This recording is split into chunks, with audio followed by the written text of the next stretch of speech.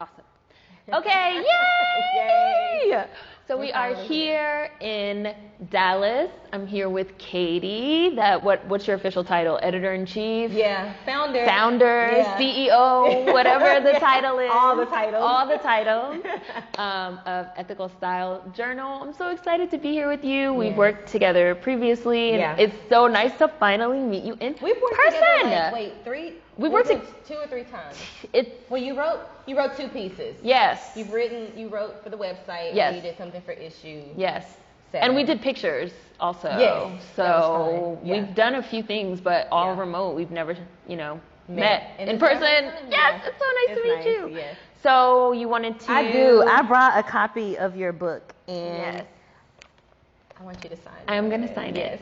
And I see you also brought your journal. This studio, this same studio, is where we shot the cover of Issue 6. Mm-hmm. And this is Amia. She actually lives here now, but she was living in San Antonio and moved back to Dallas. But she's like an up-and-coming musician. Oh, nice. Yeah, and I love her. But this was such a special issue, and it's just, I think it's cool that we're back here again. It's very cool that we're back here in this space. So I'm going to sign this right now, but if you wanted to start off, you're from Dallas. I'm from Dallas. And I know you wanted to talk a little bit about Dallas. Yes, so I do want to talk about Dallas. I love Dallas. I was born and raised in, we say East Dallas, but really it's the east part of South Dallas. Okay. And on Canal Street, I'll take y'all by there later, hopefully. Nice, yes. It was an interesting place. I think about what schools are like now, and I live in San Antonio, which is a completely different vibe, completely different culture. But the schools that I went to from elementary to high school were very black, and black American centered. Mm-hmm. They were always like that.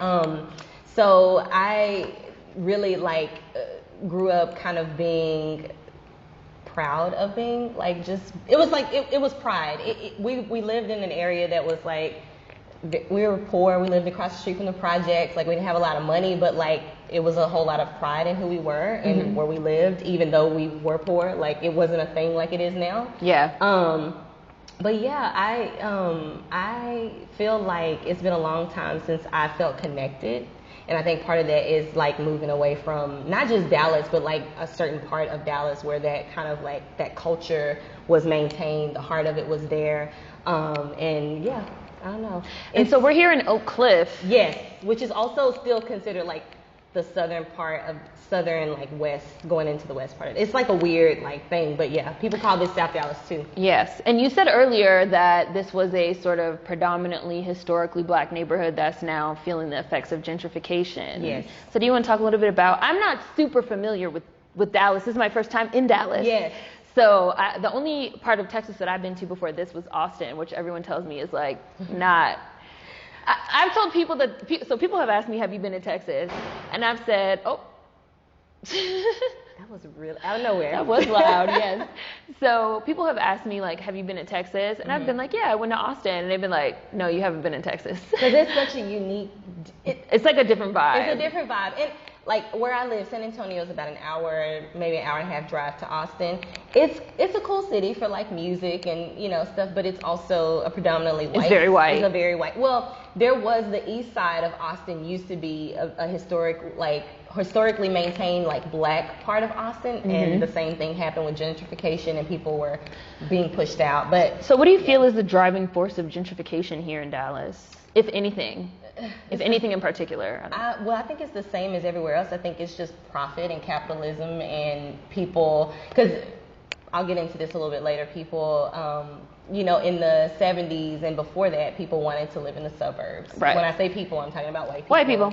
They wanted to live on the outskirts of town where they had more land, bigger property, and then black people have always maintained kind of the center of the city. This is pretty much everywhere throughout the country. Right. And there's arts and there's culture and there's music and there's food. And then people can see how profitable that could be. And I don't know, I think that's the driving force. It's capitalism. And I struggle with gentrification because this is not too far from an area called Bishop Arts. And I don't know if this is technically considered Bishop Arts, but we'll also get to see that. It's just a very like artsy kind of area with shops, small shops, restaurants, like locally owned kind of restaurants and spots. Like kind of the place y'all were talking about sounds like it might be in Bishop Arts. And there's still like a lot of like black artists in the area. So like it's like people are refusing to just get pushed completely out, which I love because the pushback is real. But yeah, it's a lot of white-owned businesses. It's not as bad as some places where you go and it's like all yoga studios, all places where you get avocado toast that nobody really wants to pay $12 for. Avocado toast. Avocado toast. The white millennial classic. Yes. So it's not guacamole. We eat it every day. I know too many guacamole songs, especially for someone that doesn't eat guacamole. It's not that bad, but you can still like see like the property taxes are rising. Right. People can't afford it. I have a friend who lives in Lakewood, which is a more like prominent part of Dallas, I would say. It's by the lake, and she just told me that they sold because they don't want to live. They can't afford it anymore. They're moving to Frisco. Oh, wow. And they're a black family, and they've lived there for, I don't know, 25 years. Wow. Maybe, 20 to 25 years, and they're moving to Frisco, Texas, and getting a house built there. But it's, I don't know. I struggle because, like, I come to Oak Cliff, and I've always loved this part of the city. I love the vibe. I've always loved, like, how black it is and the art, you know? But then you see that like there's a ton of white people too, and that's always triggering and uncomfortable because you know what follows that. Right. And so I struggle with wanting to live in a place like this, but then knowing what that means and how I'm potentially contributing to the issue. Yeah. So it's like, yeah. It's interesting. So I feel like right now we're having like so many conversations about like gentrification. Where I'm from, Washington, D.C., for the last few years, it was like ranked the number one most rapidly gentrifying city in the country. Like the gentrification there is like hot, like it's out of control. Right. And I feel like it's interesting because, so I feel a few things about gentrification. I feel like something that people don't like to talk about are the ways that art is in fact the driving force of gentrification. Right. I feel like we think of art, a lot of the times I feel like we think of art as almost like above, what do I want? Almost like as if it's above the social issues or the social problems, you know, like, oh, we create art and art is a change engine and art, you know, is amazing and like art, all this stuff. And, you know, I'm an artist, so I feel that way about art myself, but at the same time, I feel like so often, this was also something I saw a lot in Miami when I was living in Miami. Right.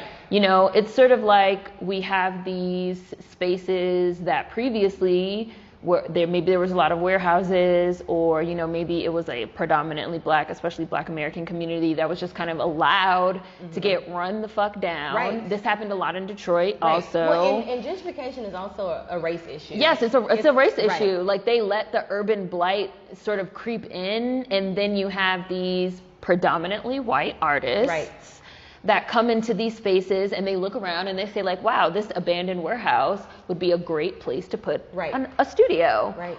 Wow, this ran down house, I hear them, nothing we could do. Of course, they waited till we started recording. Yeah. The whole time we were setting up, we ain't hear nothing. Yeah. But like, you know, now it's these rundown houses, these old rundown Victorian mansions and stuff like, we can all move a bunch of people in there and we can create art, you know. I know this has been a huge issue in New Orleans, that so many of the black Americans, post-Katrina, post-Katrina, so many of the black Americans got displaced, people that were never able to return home. Yeah.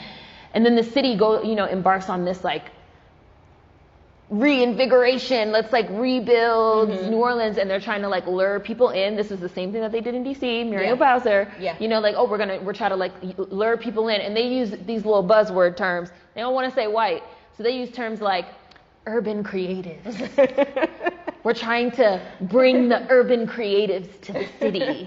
We're trying to foster an urban creative environment. Like, just say what you really want to say. Like, you want the niggas to go, and you want to bring in, you know, quote unquote yuppies, you know, young urban professionals that historically have been white urban professionals. And I think that we're in late stage capitalism right now, and it's kind of like no longer cool to be a capitalist. Like, we're no longer in the 80s and 90s phase of like greed is good, money, corporatizing Wall Street. Now we're sort of in the era of like greed is bad, wealth inequality, climate change. And I appreciate that. I like that. But I feel like instead of, it's sort of like the sense of responsibility just shifted. Instead of the white people that their parents, you know, white flight, they moved out into the suburbs to have these like corporate, you know, fucking lives or whatever. Now you see their children that in their minds, they feel like, well, we reject capitalism and we reject. But they're funded by those parents. But they're funded by those parents. Yeah, right. And in essence, they're doing the same thing. You guys are leaving the suburbs. You're coming back to the cities. Now, all of a sudden, white people feel like it's cool to live in the cities again. You know, your parents said that the cities were urban, which is black, right, and full of crime and too expensive and not enough green space and da. And now you have their children that are trying to sort of reject. In their minds, they feel like they're rejecting those old ways of thinking. But it's like you guys are just replicating the inequality just in a different way, in a new way, where the center of it, instead of working your stuffy corporate Wall Street job, the center of it is the arts. And which people don't want to talk about it, which also was fucking stolen, which also was stolen. Like right now, there's all this talk about, you know, the black creatives on all these, what's basically content farms. TikTok is a content farm. Twitter is a content farm. Facebook is a content farm. You have all these predominantly black American young artists that are just churning out all this content for free. They're not being paid.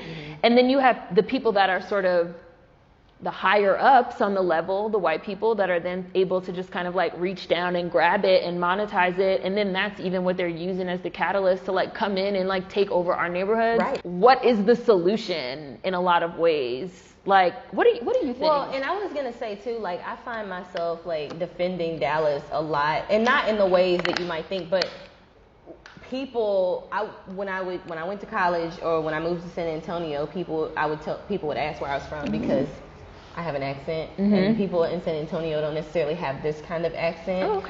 Even though it's in the South, it's not like what you would consider like that rooted like Southern kind of like culture. It's mostly Latinx culture, so that's part of it. But I would say Dallas, and they would be like, "Oh, I'm from Dallas too," and I was like, "Oh, okay, where?" And they'd say, "Oh, I'm from Plano." That's not Dallas. It's a suburb of Dallas, and these are like the, you know, Plano and Addison and just. These are kind of like wealthy, kind of like predominantly wealthy, like, or can be, like white areas that people grew up in, and they lump it all into Dallas. And I grew up like actually in the city.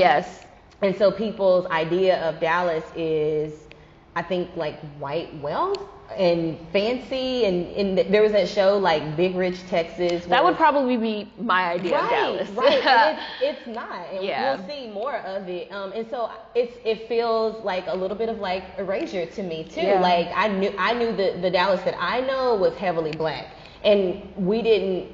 And also like it was.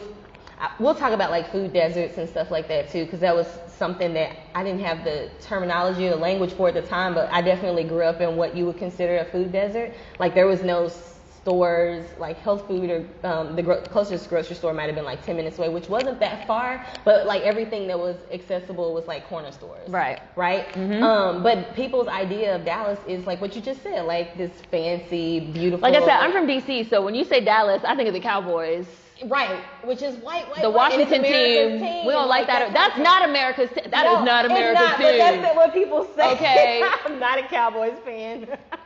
Washington, D.C., I'm not going to let that fly. The Cowboys are not America's team. But I am a Mavericks fan. I will. Okay, the Mavs are cool. The Mavs are cool. But people, like, that's the image of Dallas. And I hate that because it's so much more. So what is the Dallas of, let's say, your childhood or your teenhood, your young adulthood versus the Dallas of now? Like the things that I think about, so I was always a dancer from like 5 up to high school. And I was in high school, people say drill team. I think it means different things depending on where you're from. And if you know anything about Texas football, high school football, you know it's a huge thing. And you also know that just like that movie Drumline, we were in high school, but halftime is Prime time. It's real. Yeah. And so I just think about like performing all the time. I did, like I would say some Afro-centered like dance stuff when I was younger. I've done ballet, I've done jazz, black jazz. All jazz is black jazz. It is. I should say that, but people don't know that though. Fuck you, Kenny G. A lot of people don't know that. But jazz dance was a big part of like, I guess, my, how do you say it? Upbringing? Studying? Studying's good. But I think about that. I think about like how we, always work. The way we think of art today is like something that's very like separate and unique. And growing up, it didn't feel that way. We were all artists. Right? Like it just was a part of who we were. And I was always a dancer. So I think about like my high school days and how I wanted to go to an HBCU and be on the dance line. We went to dance camp in the summer at Grambling because our dance instructor was a Grambling alum. Oh, nice. And their dance director is Miss Maroney. And she's I don't know how old she is now, but she danced with Alvin Ailey. Oh, wow. Yes. So, like, I think about that kind of stuff and those kinds of experiences. That's like lineage. It is. Like, you say that to me, and I know who Alvin Ailey is. Right. And I know why that's a big deal. Right. Yeah. Right. And so I think of, like, in the summers, even before high school, my birthday is in the summer, so always everybody's on summer breaks. It's like, what are we doing for Katie's birthday? But it's really because everybody's out for summer. So I would always have like a party or a sleepover, and I feel like every summer we would have like a dance routine that we wanted to perform at my birthday. So you're not on TikTok doing them dances? Oh, I will not. But like when we were like 10 and 11, or when Destiny's Child first came out, you'd be like, my favorite. Who do you think my favorite member of the original Destiny's Child? I might have already told you in the phone conversation. But I don't know. I don't think you told me.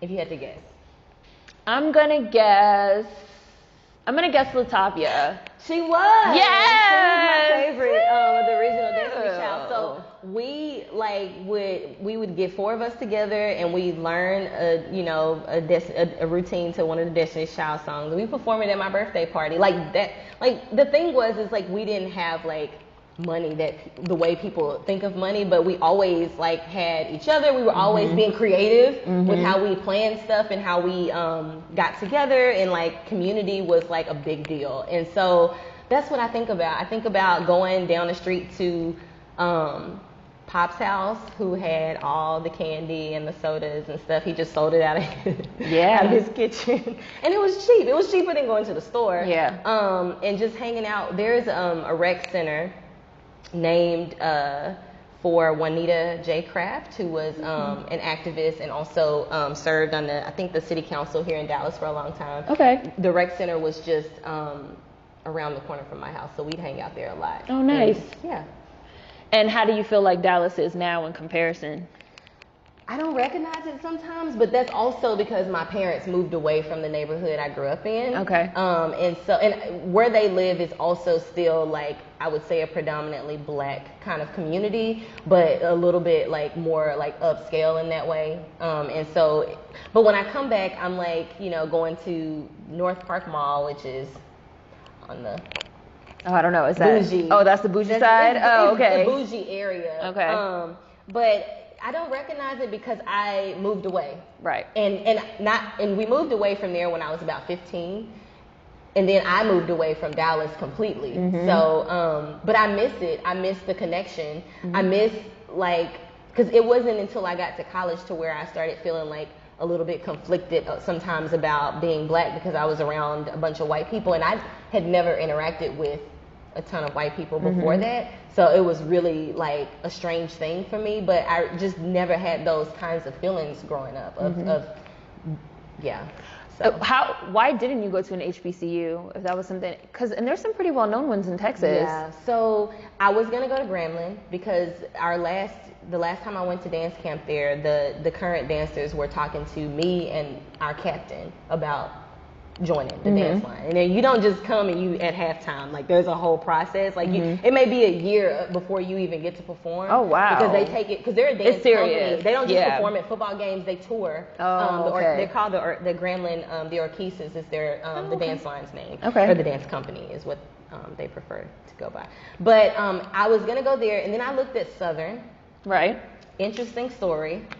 This is what I heard, that at the time Southern, and this was probably 2003, 2004, Southern was doing paper bag checks for their dance. Whoa. I probably shouldn't even say that, but that was what someone had shared with me. I'm glad you said it. And I believe it. I was just like, okay, I'm not interested. And obviously being like I am a light-skinned black person, like, we can talk about this too a little bit later.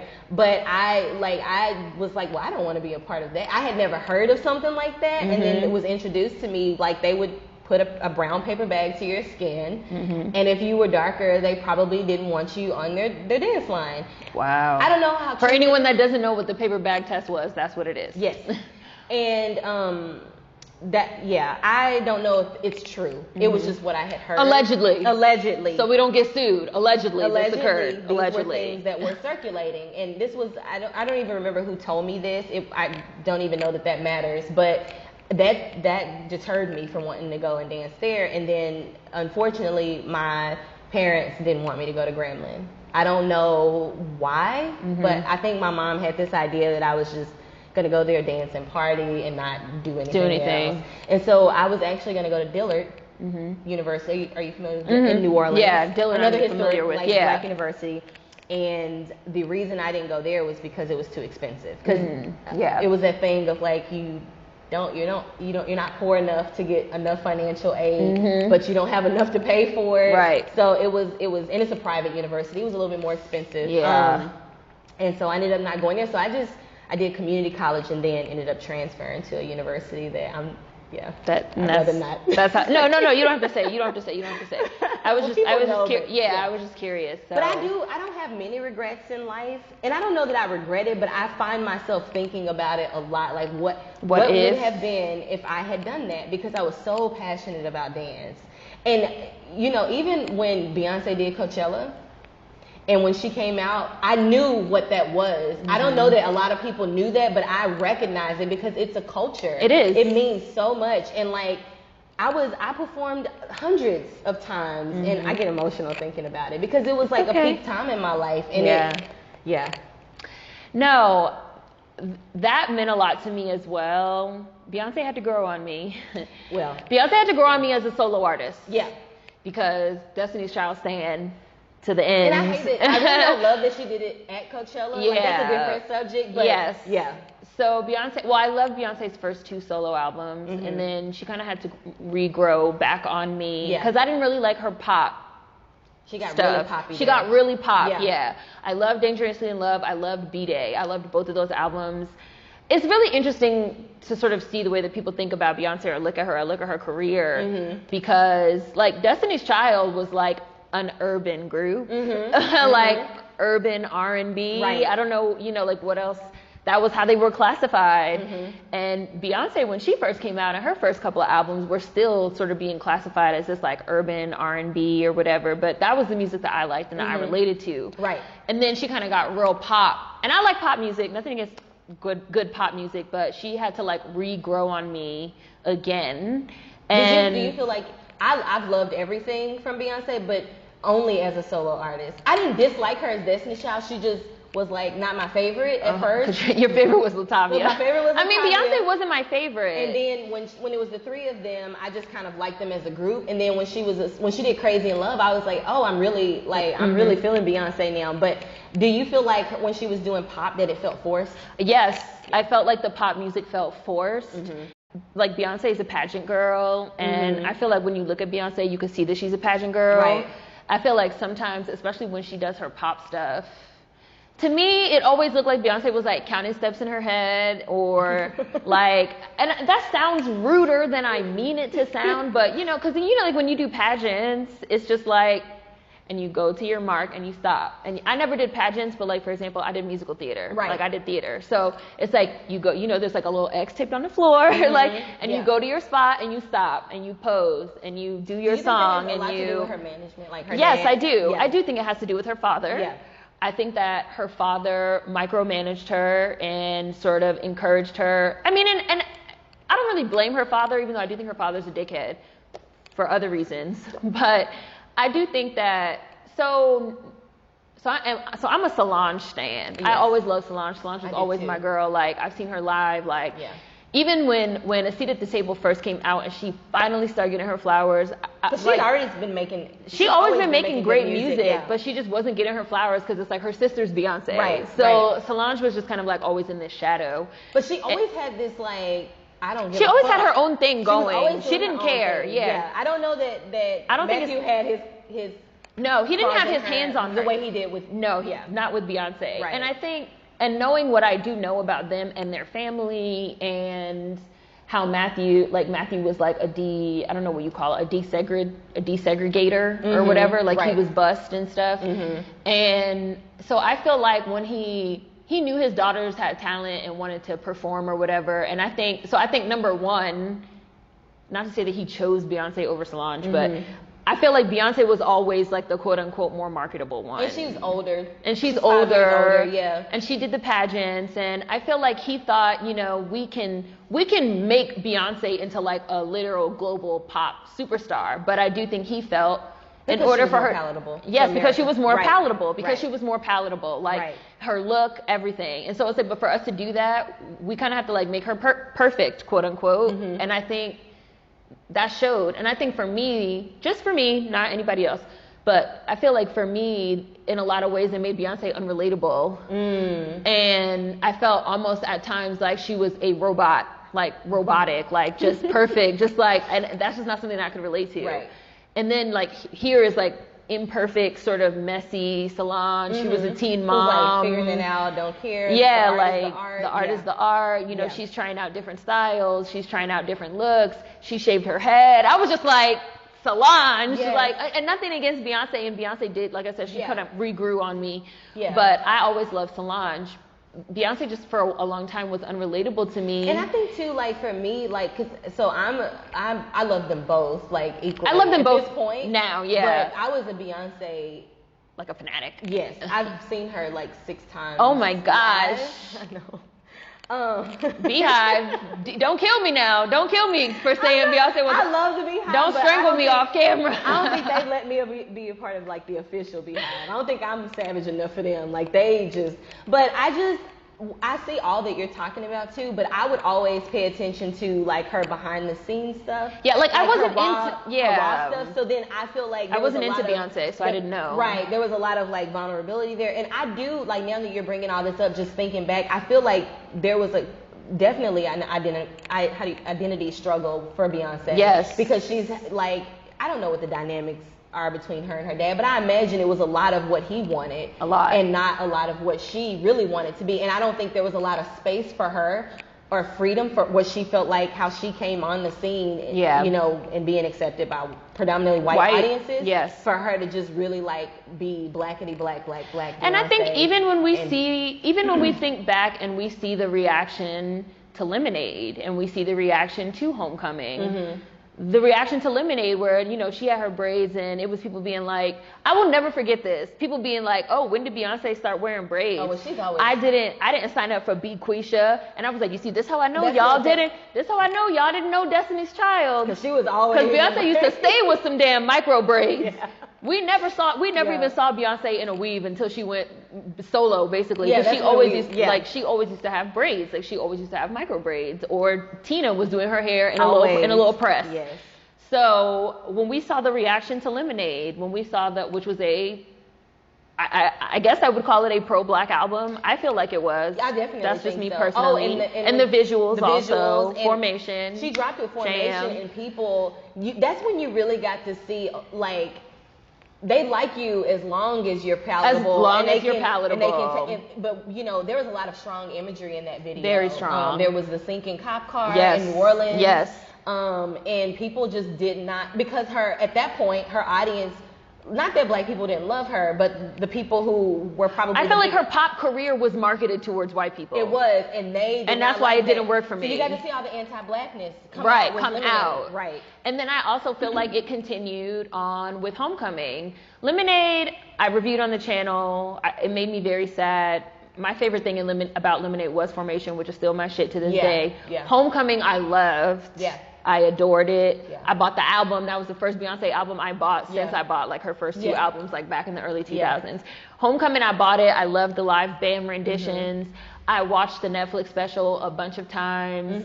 I loved seeing the behind the scenes of like her and her kids. She did? Yeah, she shot that commercial with Gremlin. And my friend, the one who was, when I was talking about in high school, we danced together. She was a captain, I was co-captain. She actually did go to Gremlin and become an Orchesis.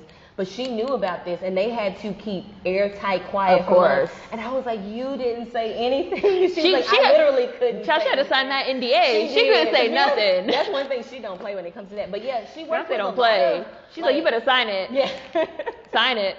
And so I thought, and I was not on a collegiate level or anything like that, but I was also in the band. I was in the band in high school. I was a majorette. Yeah, I was actually captain of the majorettes in high school. Yeah, so I could still do a little twirl. Okay. I could still do a little baton twirl. I could do a little something. Twirl. I always admired majorettes. Yeah, I could do a little something. So seeing Homecoming, even though I was never to the level of a Grambling or anything like that, but seeing Homecoming was moving for me. Like it meant a lot to me. And I did feel like, it's amazing to see, like Beyonce's a Black American and she's from Texas. She's from Houston. She's been very proud about her roots, and to see her sort of do, she represented our Black American culture sort of on this national stage. And I also feel like Solange does the same thing. Yeah, she does. And especially with a seat at the table. And then when I get home to the max of just like, this is me. I'm a Black American. I'm from Houston. I don't know what that would be, a Houstonian, maybe a Houstonian. Yeah, I'm a Texan. This is my culture. And Black cowboys and cowboy hats. It's a thing that people. Yes. And I think like while we will hear people like criticize when artists like Beyonce or Solange or anybody does something like that, and it's like so public facing to where it's like in front of white people, it's like, oh, we want to preserve so much. Yes. But I also feel like there's so much context there that people don't know, and that's a part of like reclaiming space and identity and fighting erasure is when people bring to the forefront. No, because I have Black cowboys in my family, so my family is like, I grew up, and my mom grew up here in Dallas, but I have roots in Idabel, Oklahoma, and then West Texas, which is like Midland, Odessa, those areas. But like a lot of my uncles were cowboys. And so seeing that, like, I was like, see? Yes, like, see? It's a thing. See? Not that you need like the validation, but we get, like, if we don't step up, if we don't speak up, if we don't do it with our music and our art, we will be eliminated, completely erased from history. Right. And we can't allow that either. And so, yes. I think there's a fine line, and I feel like because I think a lot about accessibility and who gets access to what and validation and being quote unquote externally validated. And I do think there's a fine line between, like, for example, I'd say Kanye West is somebody that wants white validation. But I think that it's important, like you just said, for us to preserve our culture and to do it on our own terms. And for me personally, I feel like the doing it on our own terms is what sort of separates it from the external validation. Right. Because I'm doing what I want on my terms for the... I think of it as like a recording in a lot of ways, because it's like if we don't record it, if we don't have it, that's how people come along later on and they say this never happened. Yeah. That's how they come along with the revisionist history and be like, no, Black cowboys never happened, like that wasn't a thing. So it's something that, even though I know that like Solange did not do When I Get Home for fucking white validation, like the total opposite, it means something to have her art project, because she had visuals, she had music, it means something to have the Black cowboys there. It means something to have the fucking dude with the fucking grills in his mouth there, because now we have a record. And, especially this past year, and all of a sudden we're hearing so much about Tulsa, Oklahoma, and we're hearing so much about all these things that people say they never heard. I knew about Tulsa, Oklahoma. The drowned Black towns. You've heard of them? Yes, I've heard of the. Literally covered by. Like Lake Lanier, Lake Lanier in Georgia. Yeah. And so it's like people don't know about these things, even other Black Americans, and so there needs to be records of it, be it through art, be it through music, be it through historians and historical records, archives, archiving, all that, even things like, these conversations that we're having right now. Books, magazines. No, we need it. And I feel like I also feel like, especially within maybe the last 5 to 10 years, there's rightfully been a lot of emphasis put on STEM. STEM is super important, Right. Obviously, Right. But they have like a new acronym now that's STEAM. With art at the beginning. Yeah, they put the A in it. So before it was Yeah. STEM, but now it's STEAM. They put the A in it for the arts. Right. Because a lot of people, I feel like the reason why they felt they needed to do that was because at the same time as so many people are using art as a fuel for gentrification, as a change agent force, as all these things, we also at the same time have this sort of, I don't know, lessening or deprioritizing, let me call it that, a deprioritizing of art as well. And I think that people don't understand that in a lot of ways. Like, we do need art, like, and we do need the arts. Absolutely. And it's sort of like when you and this is especially in our Black American communities, because like how you said, when you were younger, you went to the community center, you went to the rec center, Right. You were a dancer, you got involved with dance. That's the arts. And so many of us as Black Americans, and I was involved in the arts. I was busy every day after school. Like, Yes. I was doing musical theater, so like I always had reharsal for one thing or another. Yeah. Like, I was doing musical theater, I was in the band, I was a majorette, I was in the choir, like I was modeling, like I was doing so many things, and that's the arts. And especially for Black Americans, it seems like the arts and sports be keeping niggas off the streets. It's like, especially when you're young, even if you're never gonna go pro, or even you're never gonna be a professional athlete or a professional artist, it is something that, number one, for a lot of us, it keeps us off the streets.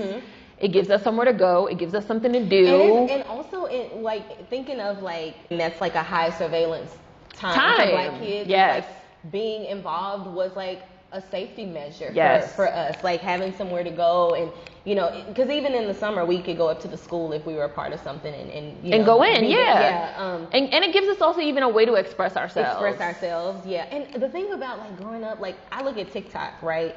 And I was on TikTok for like a month last year, and I got off because I felt like I couldn't keep up with what was happening. Because I got on there for ESJ to do stuff for the magazine, and I was like, this is too much. But looking at it now, and I talked about this on a podcast, like seeing, white people and even people who just don't even have a connection to the stories and stuff, do these dances and, attempt to imitate like culture and stuff. It's like, it's not even good. No, it's and trash. I remember growing up fucking thinking, trash. Addison Rae, you're trash. You can't dance. Not sorry. It's just a fact. It's true. But I just remember growing up with, everyone was an artist, but everyone who did something was like literally good at what they were doing. Like, I felt that way about all of my friends. And even when I tried out to be like captain, like, I knew we had to choreograph our own dance routines, our own costumes, like all of it. I knew that the girls I was going up, they were gonna fucking, sorry, I think I Girl, you can say whatever you want. We curse. You can say whatever the fuck you want. They were gonna bring it, so I knew I had to. But it was not this thing of like, when I didn't get captain, I didn't feel like defeated or like my head was down. Like, I felt really proud for my friend who did, but I also was like, she was better. Yeah. She was better in that. And it was just like, and then you like challenge yourself to just keep working and practice harder. I mean, it was just like this. So I think Black Americans are naturally good at everything. I mean, I definitely believe that too. I think Black Americans are naturally good at everything. So effortless. Yeah, effortlessly. I think that it's because our culture, so I've said this previously on another episode of Black Americans, I feel like it's because our culture, so from the beginning of our culture, the creation of our culture in the United States, Black Americans have constantly had to evolve because everything we create, literally everything we create gets taken from us. Even going back to slavery, American chattel slavery, like white artists and white musicians back during slavery times would hear the songs and the hymns that the slaves were singing out in the field to help them work and get the time go by, and they would perform renditions of that like in Mass's house for the balls and the parties and shit. Okay, so I just finished watching High on the Hog on Netflix. Excellent series. And they talk about how Thomas Jefferson had a black chef, Hercules. So his black chef, Thomas Jefferson had this reputation as being like so cultured and so this and that. But obviously, of course, like it turns out that his black chef was the one that's preparing the menus. His black chef is the one that's making the food.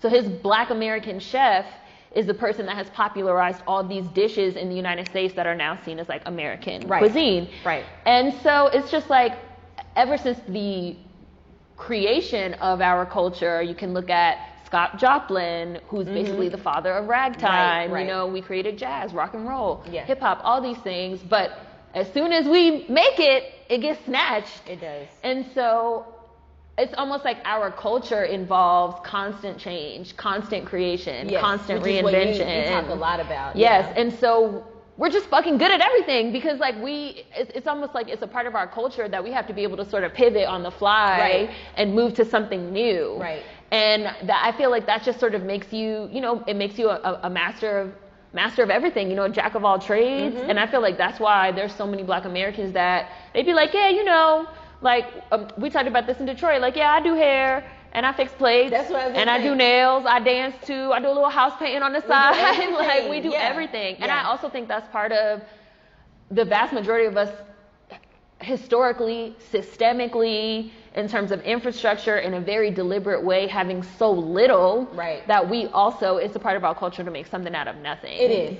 And sustainability. Sustainability. So I was going to say, like, you know, and we were talking about Dallas earlier, and one thing I didn't bring up is why I don't recognize Dallas is growing up, it was a very segregated city. It doesn't feel that way as much now because of what we talked about, gentrification, and everybody wants a piece of everything cool and interesting now.